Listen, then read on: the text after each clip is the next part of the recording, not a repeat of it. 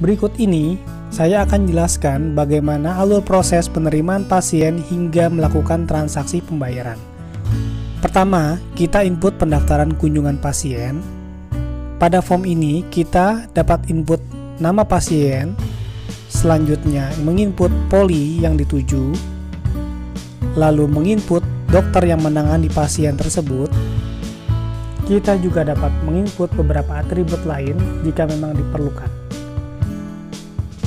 Terakhir, kita klik simpan. Berikut adalah tampilan list kunjungan pasien, di mana pada form ini kita dapat melihat daftar seluruh pasien yang telah diinput pendaftarannya atau direservasikan. Selain itu, pada form ini juga tersedia berbagai format surat dokter. Di antaranya surat keterangan sakit, surat keterangan sehat, atau ada juga surat rujukan. Selain itu, terdapat juga form pendaftaran pasien. Lalu ada juga form resep yang dapat dicetak dan diberikan ke dokter. Ada juga label stiker yang dapat kita cetak pada kertas stiker, lalu kita tempel pada dokumen-dokumen pasien. Selanjutnya kita proses pasien.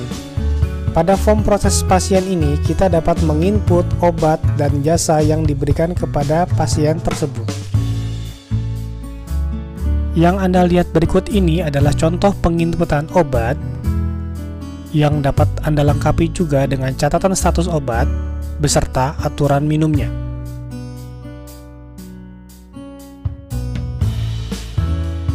Anda juga dapat mencetak label obat yang dapat ditempel pada bungkus obat.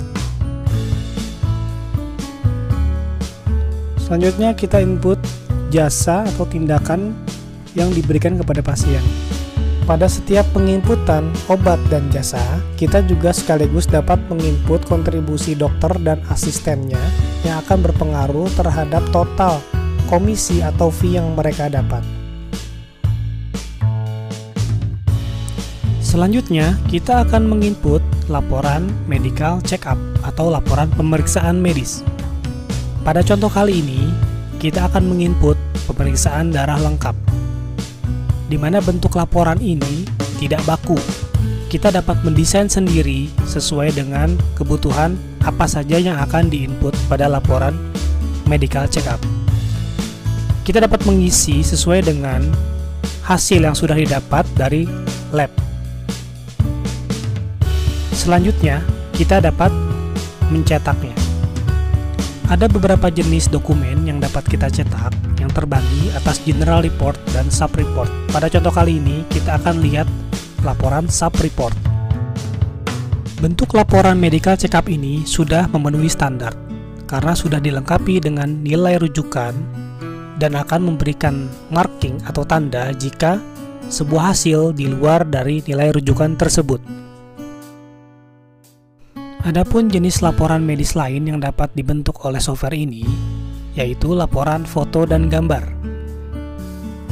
Fitur ini dapat dimanfaatkan untuk menginput hasil foto, misalnya foto USG, foto ronsen, ataupun foto wajah. Data dapat dihubungkan dengan file gambar yang sudah tersimpan dalam folder foto. Untuk selanjutnya dapat kita preview dan juga kita cetak. Tampilannya seperti ini, yaitu gambar berisi dengan atribut yang dimiliki oleh pasien tersebut. Berikut akan dicontohkan kembali bagaimana cara untuk menginput obat. Kita dapat menginputnya juga dengan metode pencarian seperti ini.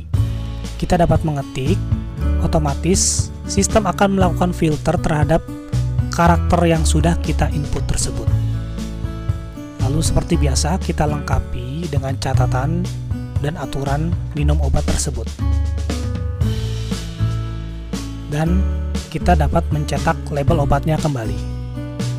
Selanjutnya yang tak kalah penting adalah penginputan diagnosa penyakit pasien, di mana kita cukup memilih dari list yang sudah ada dan dapat distandarisasikan dengan ICD-10 atau kita bisa input dengan standar kita sendiri. Jika data obat dan pemeriksaan atau tindakan sudah diinput semua, selanjutnya adalah pembayaran transaksi di kasir. Tugas kasir cukup mengimport data item ke transaksi, di mana data tersebut diambil dari form proses pasien tadi. Pada contoh ini, pasien menggunakan penjamin pribadi. Selanjutnya, kasir menentukan metode pembayaran yang akan digunakan oleh pasien.